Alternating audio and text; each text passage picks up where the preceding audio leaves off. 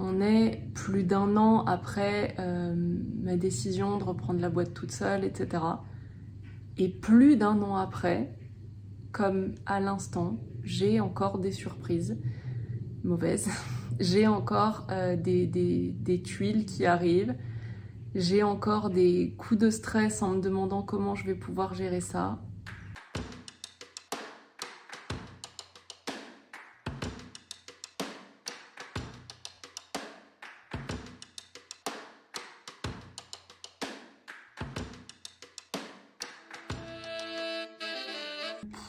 On est le 1er janvier. Ah non, pas du tout. On est le 2 janvier. Et en fait, à la fois, je suis contente de démarrer cette nouvelle année et en même temps, c'est vraiment une période de la loose en ce moment. J'ai plein de peurs qui refont surface. J'ai la sensation de faire l'expérience de perdre tout ce que je croyais avoir et j'ai bien conscience que c'était qu'une illusion. Attends, je te pose ça là, mais revenons en arrière 2 minutes, faut que je t'explique. On va faire cette vidéo en pleine nature et sous la pluie, en plein mois d'août. Quand même, il pleut, mais regarde comme c'est beau. Bon, on dirait peut-être pas que c'est beau comme ça, on dirait surtout que c'est un peu en friche et abandonné, parce que c'est sûrement le cas, mais c'est apaisant, non ? Pour te planter un peu le décor, en juin 2022, je décide de faire une retraite silencieuse qui a été le déclic, le point de départ d'un grand changement de vie, puisque quand je suis rentrée chez moi, j'ai pris plusieurs décisions en même temps. Déjà celle de divorcer d'une relation de 10 ans qui était avec le père de mes 3 enfants. J'ai décidé de mettre sur pause les lancements que j'avais prévus aussi parce que j'avais été tellement stimulée ces dernières années que j'avais oublié de vivre. Et puis j'ai décidé aussi de reprendre toute seule le business que j'avais lancé en solo quelques années auparavant, 3 ans auparavant précisément, et pour lesquels je m'étais associée avec mon ex-mari parce qu'à ce moment-là, il n'avait pas de projet et que j'avais suffisamment de charge de travail pour 2. Suite à cette décision, il y a eu 1 an de galère à gérer. Au-delà du divorce en lui-même, il y a eu une maison à vendre, solder les dettes qu'on avait en commun, reprendre à moi toute seule 100% des charges que ça implique de vivre seule, c'est-à-dire non seulement mon propre loyer, mes factures, etc., mais aussi tout ce qui concerne les enfants, et notamment leur école, puisqu'ils étaient tous les 3 dans une école Montessori. Je te fais pas un calcul, ça coûte très cher. J'ai aussi géré la garde des enfants à temps plein de manière assez brutale, parce que le rythme d'1 semaine sur 2 s'est arrêté très rapidement, sans que ce soit véritablement une décision commune, mais plus quelque chose qui s'est imposé évidemment pour mon plus grand plaisir, mais pour lequel j'ai dû réapprendre à vivre dans un nouveau rythme, puisque jusqu'à présent j'avais mes enfants 1 semaine sur 2, ce qui me permettait aussi de pouvoir trouver une nouvelle organisation pour continuer de travailler. Mais au-delà de tout ça, j'ai surtout dû apprendre à gérer la critique, à gérer la vie de tout le monde, à gérer du harcèlement, à faire le deuil aussi d'anciennes personnes que je comptais parmi mes amis, à faire le deuil de certaines personnes dans mon équipe et aussi à tirer un trait sur le soutien de ma famille. Mais c'est pas tout, puisque en plus de ça, s'en est suivi une grande période de galère financière que j'aurais jamais cru connaître après ce que j'avais accompli. J'ai décidé, en même temps que j'ai choisi de reprendre la société toute seule, de remettre le nez dans tout ce que j'avais délégué, sous-traité par confiance à mon ex-associé. Et ce que j'ai découvert, ça m'a fait un choc, puisque j'ai compris que j'avais donc généré plus d'1 million d'euros de chiffre d'affaires, 1,5 million précisément, et qu'en réalité, cet argent n'avait ni été placé, ni été investi, ni été épargné comme c'était prévu. Pendant 3 semaines, je me suis retrouvée à éplucher les comptes du matin au soir pour comprendre où partait cet argent, pour essayer de retracer où partaient les prélèvements, les virements qui étaient faits, à essayer de tout compter pour arriver à comprendre comment cette situation a pu se produire sans que je le voie. Le but de cette vidéo, c'est pour moi de te montrer les hauts, mais surtout les bas, c'est-à-dire tout ce que tu vois pas à travers les réseaux sociaux, en sachant que ce que tu vois à travers les réseaux sociaux, c'est toujours soumis à ta propre interprétation par rapport à ce que tu vis, qui fait écho ou non à ta situation. Et aujourd'hui, j'ai eu envie d'être plus transparente avec toi, et on va dire que le temps s'y prête bien. Et pourquoi est-ce que je vous parle de tout ça? C'est pas pour donner ma version de l'histoire, c'est pas pour prouver que j'ai raison ou que j'ai bien fait, c'est pas pour m'envoyer des fleurs parce que vous allez le voir, c'est très vulnérable et très transparent. En vérité, tout ça, j'ai dû beaucoup apprendre à travailler dessus. Je pense avoir bien avancé dans mon process de deuil de tout ça, d'acceptation en tout cas. Si je tourne ça, c'est aussi pour vous montrer qu'il peut se passer plein de belles choses. Et des belles choses, il y en a eu cette année. Regarde par exemple, il y a eu tout ça. Cette vidéo, c'est aussi pour vous montrer que malgré les paillettes, malgré ce qui est joli, malgré les invitations à des beaux événements, malgré toutes ces choses-là, il peut se passer des choses en coulisses. Et aussi pour sensibiliser sur le pouvoir qu'on a en tant qu'utilisateur notamment des réseaux sociaux, mais pas seulement. Sans parler de pouvoir démesuré en se disant que les autres sont responsables de comment on se sent. Je sais plus par où il faut rentrer. Mais prendre conscience que comment on formule les choses, la fréquence à laquelle on va aller les débiter aux personnes concernées et l'intention qu'il y a derrière les actions, ça peut vraiment détruire des gens. La violence avec laquelle j'ai vécu cette année, pas seulement d'un point de vue matériel et financier, ça c'était rien en comparaison. Mais d'un point de vue humain, ça a été une claque énorme. Je ne sais même pas pourquoi je partage ça en fait.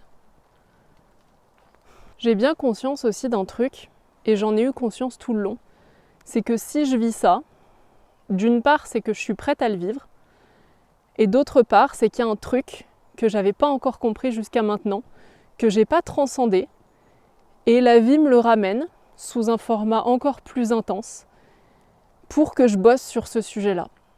Et c'est quelque chose que je gardais vraiment en tête le plus possible, même dans les phases les plus sombres. Et très honnêtement, il y a eu des phases sombres. À tel point que j'ai eu des pensées que j'avais plus eues depuis beaucoup d'années, où je me suis dit, mais en fait, si demain je me réveille pas, ce sera vachement plus calme. Et ça me rend triste de dire ça. T'as créé ton entreprise, t'as appris, t'as mis en place des choses pour être tranquille. Et puis arrivé à un moment donné, tu t'es rendu compte que ça faisait trop, tu faisais trop de choses et que t'avais plus le temps de rien. T'as fait l'extrême inverse, t'as arrêté de faire des choses. T'as pris le temps de faire ce que tu voulais. Mais tu t'es rendu compte que... je paye le prix encore aujourd'hui de 2 ou 3 mois où j'étais... Ouais, mais c'était nécessaire pour ta santé mentale, je pense. Oui, c'est évident, mais du coup, aujourd'hui, c'est un peu le serpent qui se mord la queue, parce que ce temps que j'ai pris, je le paye aujourd'hui à plusieurs niveaux. Tu vois, aussi bien au niveau de la trésorerie de la boîte, au niveau de l'avancée des projets, et au niveau du retard monstrueux que j'ai pris sur tout, qui me fait repartir dans une santé mentale qui est pas ouf. Ces leçons que j'estime ne pas avoir su transcender, comprendre, transformer avant ça, c'est notamment le regard des autres, mais en particulier la peur de ne pas être aimée. C'est un genre de petit boulet au pied que je me trimballe depuis toujours, dont j'ai réduit le poids et la taille au fil des années, mais quand même pas totalement si on est honnête, puisque j'ai toujours une part de moi qui cherche à être appréciée, qui cherchait à être appréciée. C'est quelque chose qui a changé au cours de cette année. Je ne peux pas dire que c'est drastique, puisque aujourd'hui, ça me fait toujours plaisir quand je sens que je suis appréciée. Ça me fait hyper plaisir quand j'ai des messages de personnes qui m'envoient de l'amour, qui me soutiennent, qui me disent que je les inspire, qui me disent que mon parcours leur donne de l'espoir, etc. Mais j'ai compris que ça, c'était un problème, parce que si ça me fait plaisir de recevoir ça, ça veut dire que j'accorde aussi beaucoup d'espace au moment où je reçois tout l'inverse. Et je dois encore travailler sur ce sujet-là. Je dois encore apprendre que les haters, c'est des fans. Juste, c'est des fans qui s'expriment à l'opposé des autres. C'est je te donne de l'importance dans ma vie, je prends du temps pour écrire, soit à toi directement, soit à propos de toi. Vraiment, je mets de l'énergie dans tout ça, mais c'est maladroit. C'est maladroit, c'est méchant, c'est parfois insultant. Et je dois apprendre à me détacher de ce truc-là. Et je peux dire que, franchement, cette année m'a beaucoup amenée à expérimenter le fait de ne pas être aimée par des personnes proches, par des personnes éloignées, par des clients, par des gens de mon équipe. J'ai vraiment appris ce truc-là. Je ne l'ai pas toujours compris, loin de là. Je n'ai pas toujours approuvé non plus, évidemment. Mais en tout cas, je dois dire que cette année, elle m'a apporté son lot de déceptions humaines, on va dire. Mais probablement que moi aussi, j'ai déçu des personnes. Donc en réalité, ça, c'est pas très grave. La déception, elle m'appartient. Ce qui compte, c'est qu'est-ce que je fais de ça? C'est comment je le transforme en une leçon et comment j'apprends à me dire bah ok, t'approuves pas mes choix, tu me kiffes pas, je t'ai déçu, tu me prends pour une personne comme ci ou comme ça. C'est pas mon problème, ça m'appartient pas, ça m'appartient plus. En réalité, le travail il va même plus loin que ça.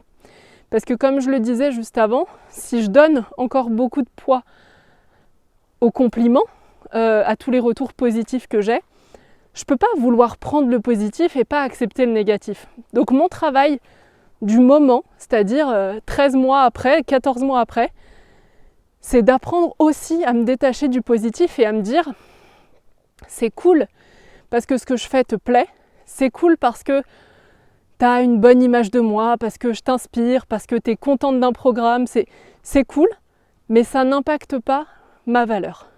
Et plus j'apprends à me détacher de ça, dans le positif comme dans le négatif, plus j'apprends à revenir à qu'est-ce que je pense moi à propos de moi. Est-ce que je suis fière de moi? Est-ce que j'aime ce que je fais? Est-ce que je me sens honteuse, etc. Et plus je me rappelle de ça, plus je me sens libre en fait. Je viens de traverser des mois de galère ultra profonde, comme j'aurais jamais cru en traverser dans ma vie.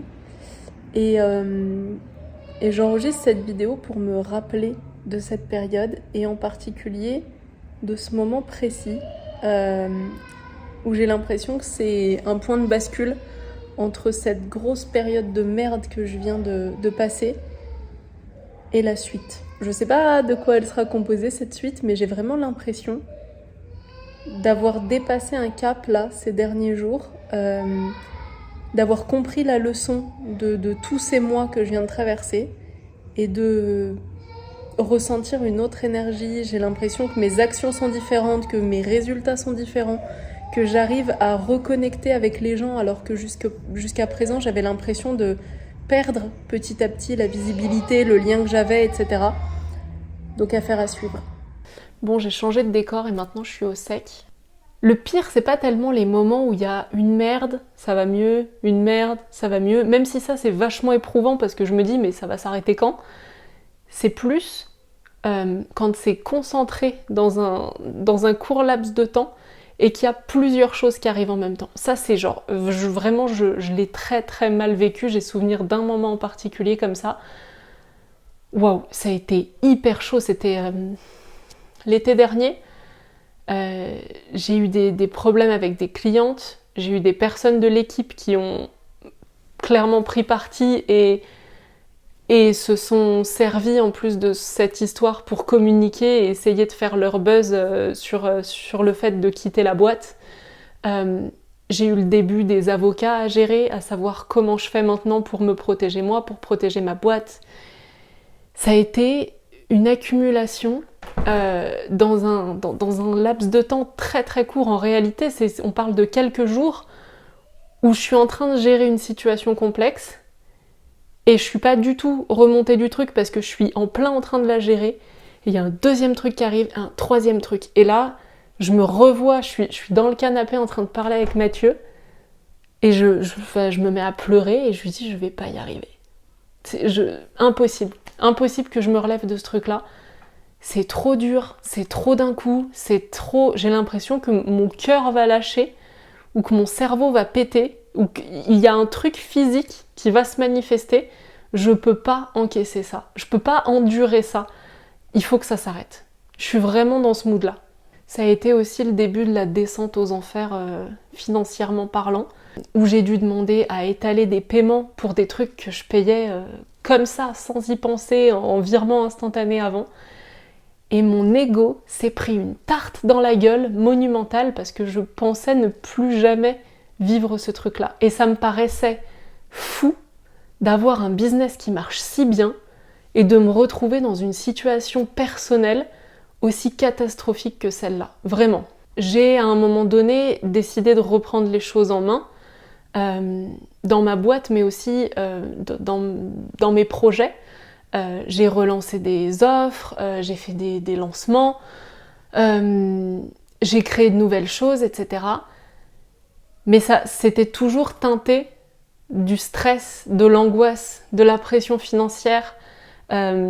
Il y avait toujours ce manque, au final, qui guidait mes actions et qui m'a plus laissé de place pour juste faire ce qui me plaisait. En fait, moi, ce que je voulais l'été dernier, en rentrant de cette retraite, c'est qu'on me foute la paix. À tous les niveaux.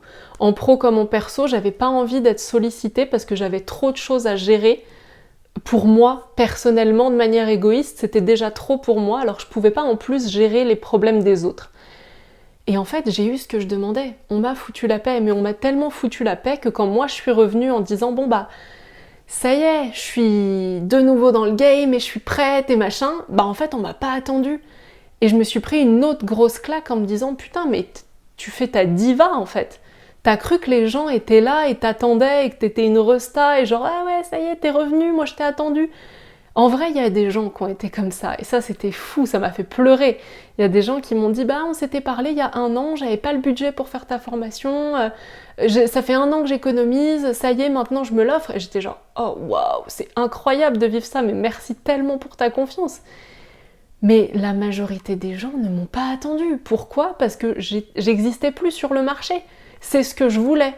Mais je l'ai mal vécu, parce que je le voyais pas comme ça à ce moment-là, et il m'a fallu une putain d'année pour comprendre ça. C'est un déclic qui est hyper récent pour moi, là, de me dire, mais attends, t'es encore en train de fonctionner et de communiquer comme à l'époque où t'étais à fond dans le game. Donc, ça marchait, parce que t'étais visible, tu créais des choses, t'avais plein de clients, il y avait des recommandations, machin truc. Il y avait l'inertie qui faisait que ça fonctionnait et je pouvais avoir cette posture. Aujourd'hui, je reviens avec la même posture et je m'étonne qu'il n'y ait pas le même engouement qu'avant. Mais en fait, t'es personne. C'est ce que je me dis. T'es personne. On te connaît pas, on t'attend pas. Et c'est à toi, là, de faire le taf. C'est à toi de revenir. Du coup, j'ai à nouveau proposé de donner avant de recevoir. Je suis sortie vraiment du système dans lequel j'étais rentrée.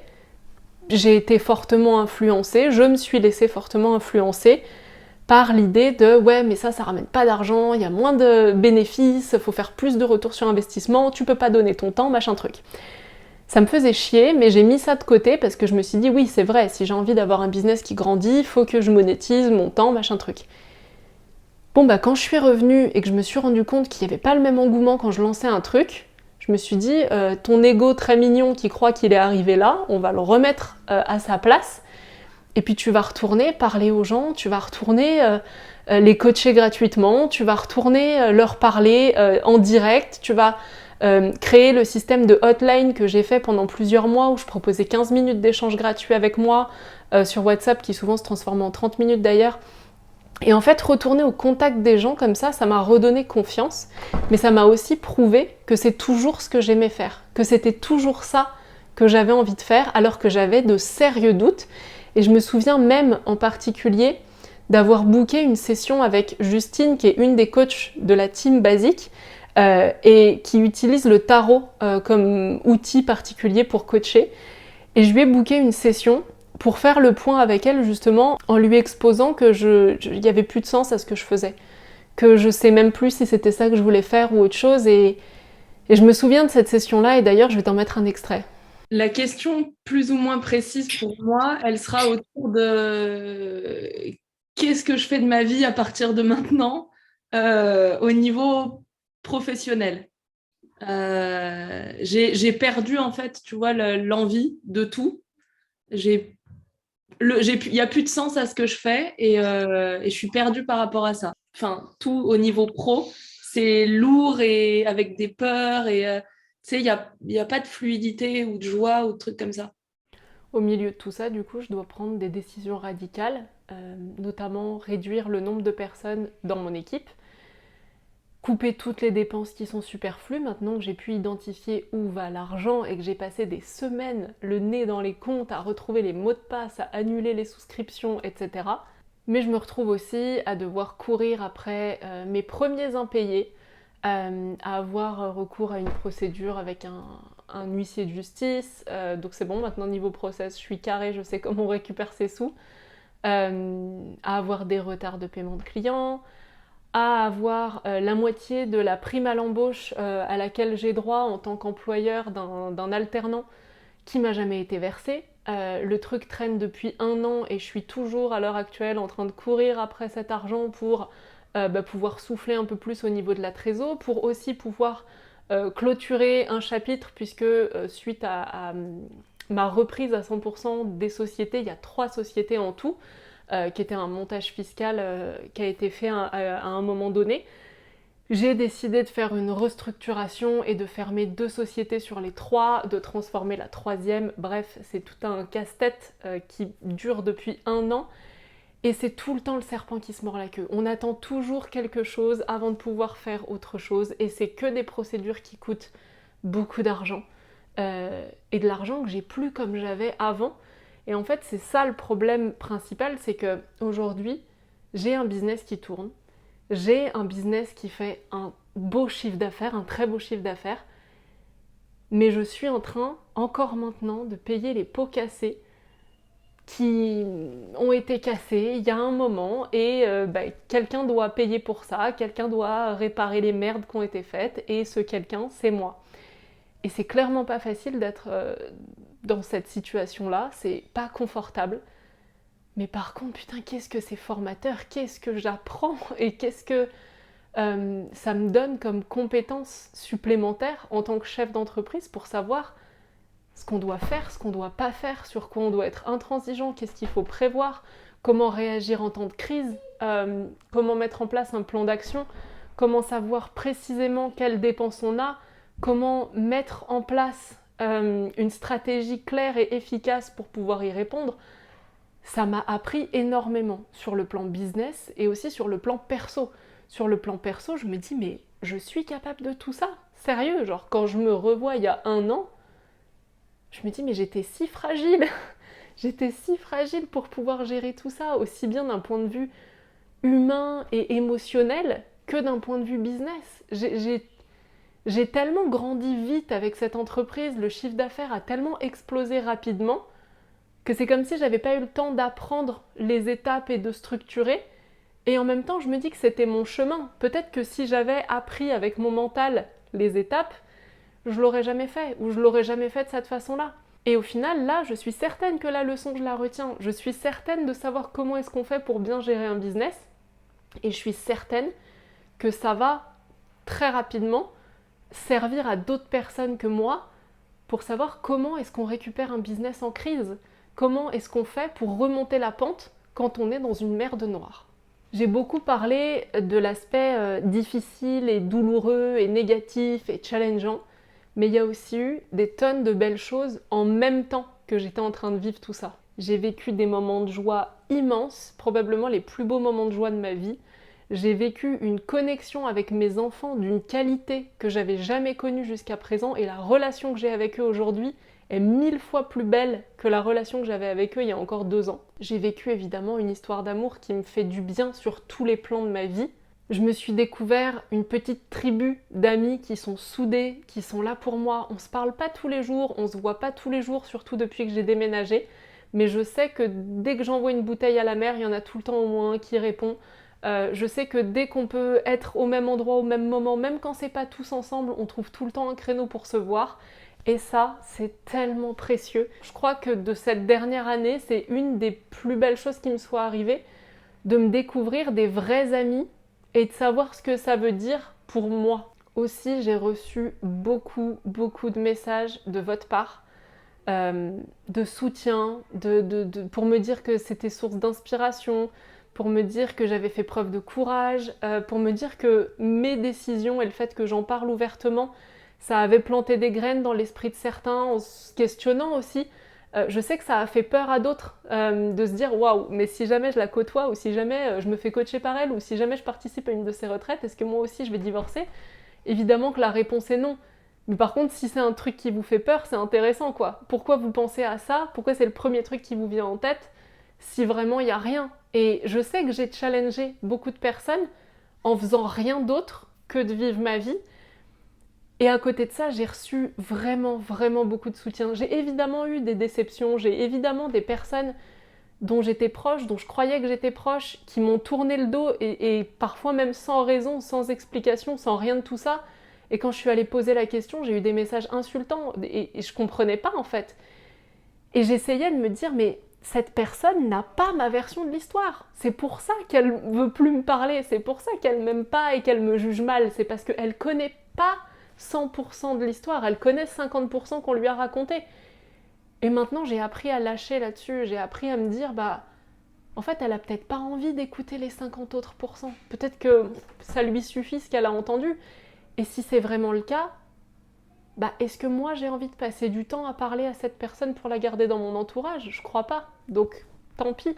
Donc, en conclusion de tout ça, j'ai dû et je dois toujours faire face aux jours où je me sens angoissée, où je suis dans l'incertitude du lendemain, où je ressens une forte pression.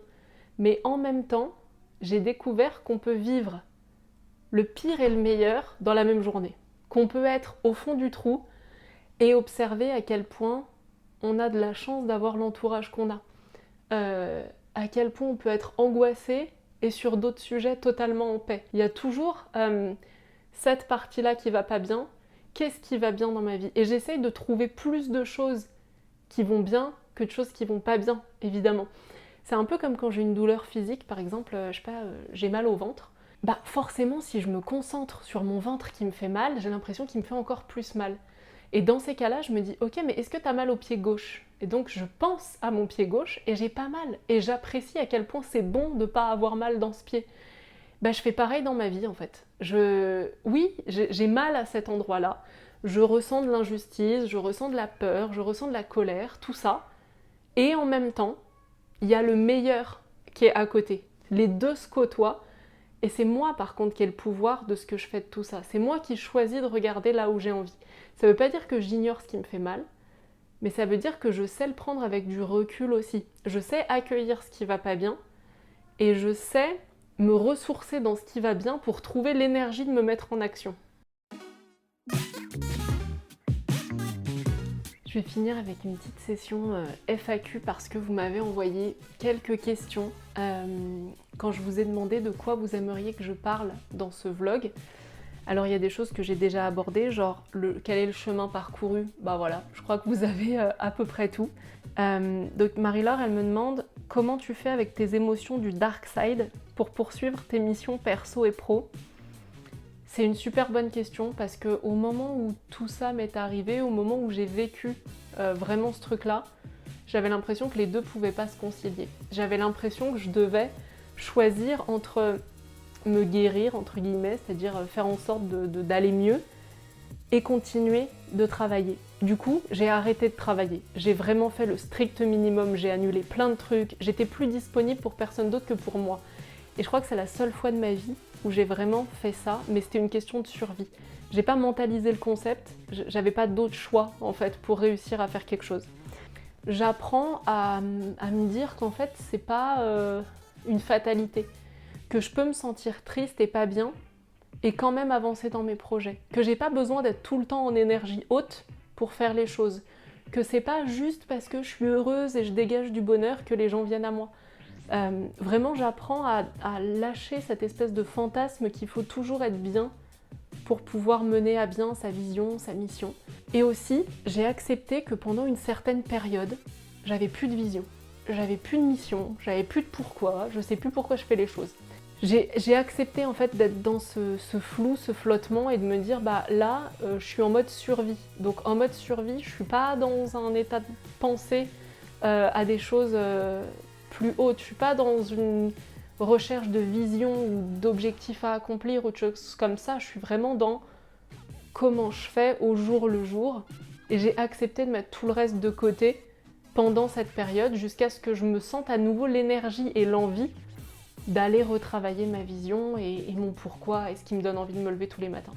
Ensuite, j'ai Céline qui me demande « Comment tu fais pour mener cette vie de dingue? Tu m'impressionnes. » Eh bien, merci Céline, mais j'ai pas l'impression d'avoir une vie de dingue. J'ai l'impression d'avoir une vie, genre juste comme une vie de tout le monde, sauf que peut-être j'en parle et je la documente et je me questionne énormément là-dessus et je partage mes réflexions au fur et à mesure. Mais j'ai pas l'impression d'avoir une vie de dingue dans le sens où j'ai un rythme que je trouve plutôt cool. J'ai mes 3 enfants. Là, au moment où j'enregistre ce vlog, on est en été, donc on est en période de vacances scolaires. Il n'y a pas vraiment de contraintes d'horaire. J'ai vraiment, avec mes enfants, une relation et une façon de les éduquer qui leur rappelle que moi aussi j'ai des besoins, notamment celui de pouvoir m'isoler comme maintenant de temps en temps pour me retrouver seule, pour réfléchir, travailler, faire des vidéos et toutes ces choses-là. J'essaie de trouver mon équilibre à l'intérieur de tout ça. Mais en tout cas, ce que je sais, c'est que je suis convaincue par une expression qui dit à choix facile, vie difficile, à choix difficile, vie facile.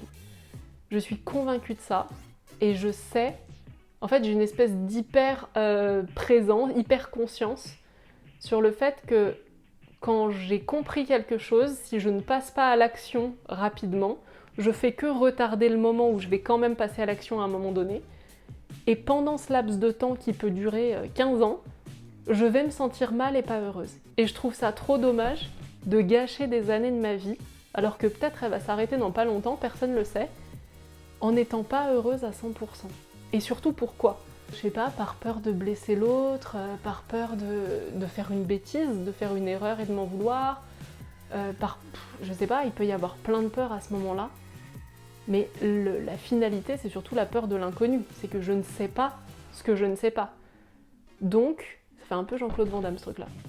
Mais je sais pas ce qui n'est pas encore arrivé. Et je me rappelle que mon cerveau d'être humain pense uniquement en fonction des expériences qu'il a déjà faites. C'est-à-dire qu'il ne peut pas se projeter sur du vide. Et comme l'inconnu c'est le vide, ça le fait flipper parce qu'il a l'impression que ça pourrait être que pire que ce qu'il connaît déjà. Il oublie de voir que ça peut être mieux. Et moi j'ai compris, parce que je l'ai expérimenté plein de fois maintenant, au début sur des toutes petites choses et maintenant sur des choix de vie importants comme me séparer, divorcer, déménager, sortir un associé d'une société, etc. J'ai appris qu'à chaque fois que je ressens cette envie de faire un choix difficile avec la tentation de ne pas le faire pour que ce soit plus simple, ma vie serait beaucoup plus compliquée parce que je serais pas heureuse, donc je serais pas alignée, donc j'aurais pas ce que je veux dans la vie, donc j'attirerai pas les bonnes opportunités et je vais gâcher ma vie en fait, littéralement. Donc j'ai pas l'impression qu'on ait besoin de courage pour vivre de cette façon-là. J'ai l'impression qu'il faut beaucoup de courage par contre pour vivre sans s'écouter pleinement quoi. J'ai Peggy ensuite qui dit « Quels sont tes plus gros challenges et ce que tu ferais différemment ?» Ce que je ferais différemment, je suis tentée de dire rien parce que je suis convaincue que si je vis ça aujourd'hui, c'est que j'en avais besoin, c'est que la leçon s'est présentée déjà avant, mais que c'était trop doux pour que je l'écoute, donc j'ai eu besoin de me prendre un camion dans la tronche pour pouvoir me dire « Ah ok, ça y est, j'ai compris, il est temps de bosser là-dessus ».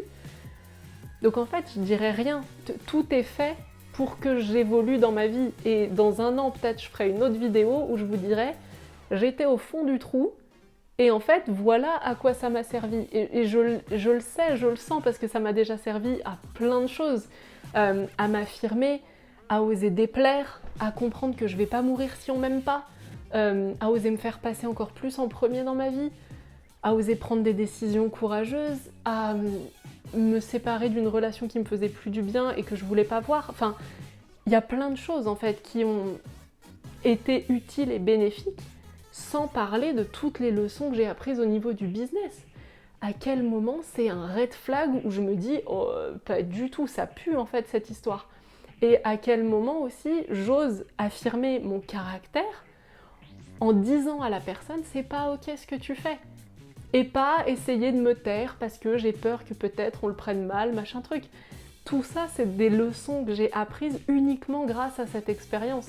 Donc je peux pas dire que je changerais quelque chose parce que si je changeais l'expérience, ça veut dire que je dois accepter de rendre tout ce que j'ai appris là et de le mettre de côté, et ça, c'est hors de question. Et puis Cécile qui demande comment aborder les changements de vie. Ça, c'est un vaste sujet. C'est d'ailleurs tellement vaste que c'est quelque chose que j'aborde dans un de mes programmes. Minute auto-promo pas prévue, mais ça m'a l'air d'être une bonne transition. J'ai un programme qui s'appelle Deep, qui est un programme de développement personnel pour apprendre à se connaître soi-même, mais ça va tellement au-delà, c'est apprendre à s'aimer, à se sentir confiant, à oser passer à l'action. En bref, la finalité, c'est être plus heureux dans sa vie. Mais on sait qu'il y a 1 milliard d'étapes avant ça pour y arriver. Il y a plein de choses à déconditionner, à libérer, à travailler, etc. Et à l'intérieur de ce programme, il y a un système d'options qu'on peut ajouter à la fin. Et une option en particulier, c'est les changements de vie. Comment les aborder parce que ça fait flipper.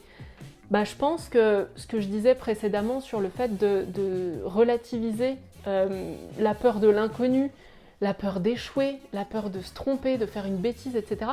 Tout ça, c'est basé sur la peur de l'inconnu et sur la peur du manque, sur le FOMO, la peur de manquer quelque chose, de rater une info, de passer à côté d'un truc. En fait, à partir du moment où on est à l'aise pour se dire que quelle que soit la décision que je prends, ça va m'amener à un autre carrefour de ma vie, j'arrête d'être dans une vision du manque, comme si je prends à gauche maintenant, je pourrais plus jamais de ma vie prendre à droite. C'est faux, parce que quand dans ma vie je vais prendre à gauche, je vais avancer et ça va aller tout droit, et à un moment donné, il y aura un autre carrefour qui me permettra de partir à droite.